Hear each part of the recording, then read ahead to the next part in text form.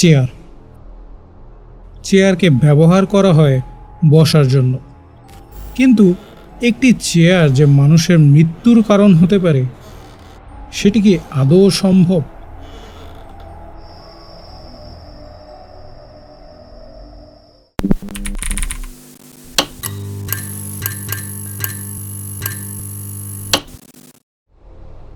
Thomas বাসবিস chair বা dead man's চেয়ারের পিছনের গল্প জানতে হলে আমাদেরকে ফিরে যেতে হবে 18 শতকের দিকে।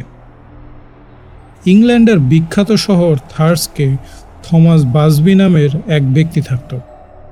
ভিন্ন তথ্য মতে জানা যায় সে নকল টাকার ব্যবসা করত, এবং এই ব্যবসা সে একা নয়, তার সাথে যুক্ত ছিল ড্যানিয়েল অটি নামের এক ব্যক্তি। থমাস প্রায়ই একটা বারে জমিয়ে মদ্যপান করত। থমাস বারে মদ্যপানের সময় সবসময় একটা চেয়ারে বসত, যেন থমাসের ওই চেয়ারের প্রতি এক আলাদা আবেগ কাজ করত। কেউ যদি তার চেয়ারে বসতো, তাহলে থমাস তার সাথে ঝগড়া শুরু করে দিত। ওর চেয়ারে কেউ বসলে থমাস কোনোভাবেই তা সহ্য করতে পারত না। সে যেন অনেকটা উন্মাদ হয়ে যেত এবং যেভাবেই হোক সে বসে থাকা লোকটিকে সেখান থেকে উৎখাত করত। থমাসের সেই চেয়ারের প্রতি ভালোবাসা সম্পর্কে সুনির্দিষ্ট কোনো ব্যাখ্যা তার নিজের কাছেও ছিল না। একবার সেই বারে থমাস আর ড্যানিয়েল একসাথে গিয়েছিল। হঠাৎই কোনো এক বিষয় নিয়ে ড্যানিয়েলের সাথে থমাসের হাতাহাতি শুরু হয়।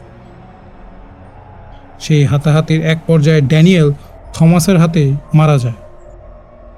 পরবর্তীতে ড্যানিয়েলকে মেরে ফেলার জন্য থমাসকে স্থানীয় পুলিশ আটক করে। আদালতের রায়ে থমাসকে মৃত্যুদণ্ড প্রদান করা হয়। এখানে আশ্চর্যজনক বিষয় হলো, থমাস তার মৃত্যু নিয়ে যতটা না চিন্তিত ছিল, তার চেয়ে বেশি চিন্তিত ছিল তার সেই চেয়ারটিকে নিয়ে। থমাস কোনোভাবেই মেনে নিতে পারছিল না যে তার মৃত্যুর পর তার চেয়ারে অন্য কেউ এসে বসবে। একসময় তার ফাঁসি কার্যকর করার সময় হয়ে যায়। থমাসের শেষ ইচ্ছা সম্পর্কে জানতে চাওয়া হলে সে বলে ওই বারে রাখা সেই চেয়ারে বসে সে শেষবার খাবার খেতে চায়। তার এই ইচ্ছা মেনে নেওয়া হয় এবং শেষবার তাকে সেই চেয়ারে বসার অনুমতি দেওয়া হয়। খাবার শেষ করেই সে বলতে শুরু করে, আমার মৃত্যু নিশ্চিত, তবে যেই চেয়ারে বসার সাহস করবে সেই মারা যাবে।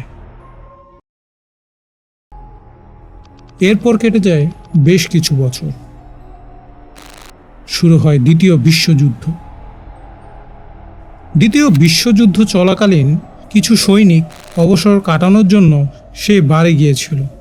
তাদের মধ্যে কিছু সৈনিক থমাসের সেই অভিশপ্ত চেয়ারে বসেছিল।